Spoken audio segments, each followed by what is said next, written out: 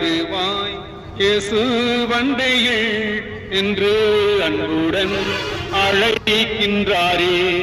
இன்றே வருவாய் இயேசு வண்டையில் நின்று அன்புடன் அழைக்கின்றாரே. உன் பாவ சாபம் யாவையும் நீக்கி உனக்கு ரட்சி அருளிப்பாரே. உன் பாவ சாபம் யாவையும் நீக்கி உனக்கு ரட்சி அருளிப்பாரே. உனக்கு ரட்சி அருளிப்பாரே. இன்றே வருவாய் இயேசு வண்டையில் இன்று அன்புடன் அழைக்கின்றாரே. வீரேடல் நீங்க பேசிய உனக்காய் பாரில் பாதகன் போலவ மறிக்க எல்லி நகைக்க கள்ளன் பகைக்க பள்ளனின் கரும் பொருந்தி அழைக்குது. எல்லி நகைக்க கள்ளன் பகைக்க பள்ளனின் கரும் பொருந்தி அழைக்குது.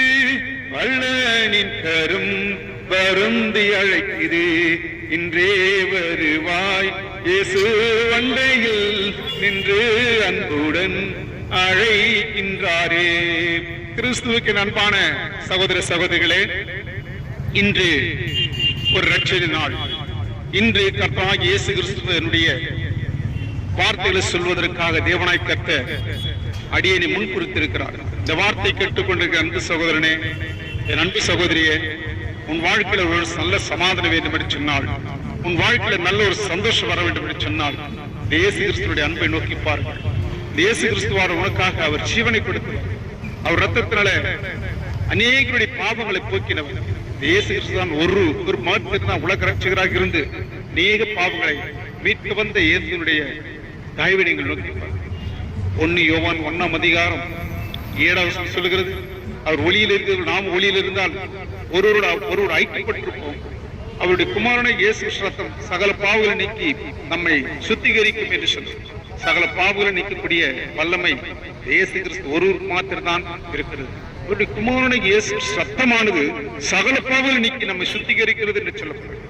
உன்னுடைய பாவங்கள் எதுவாக இருந்தாலும் சரி, உன்னுடைய அக்கிரமங்கள் எதுவாக இருந்தாலும் சரி, உன்னுடைய மீறுதல்கள் எதுவாக இருந்தாலும் சரி, உன்னுடைய சாபங்கள் எதுவாக இருந்தாலும் சரி, எல்லா விதமான பாவங்கள் எதுவாக இருந்தாலும் இயேசு கிறிஸ்துவானவரை நோக்கி பாருங்கள். அவர் ஒரு நல்ல ரட்சிப்பை எவனுக்கு பிரியமானது.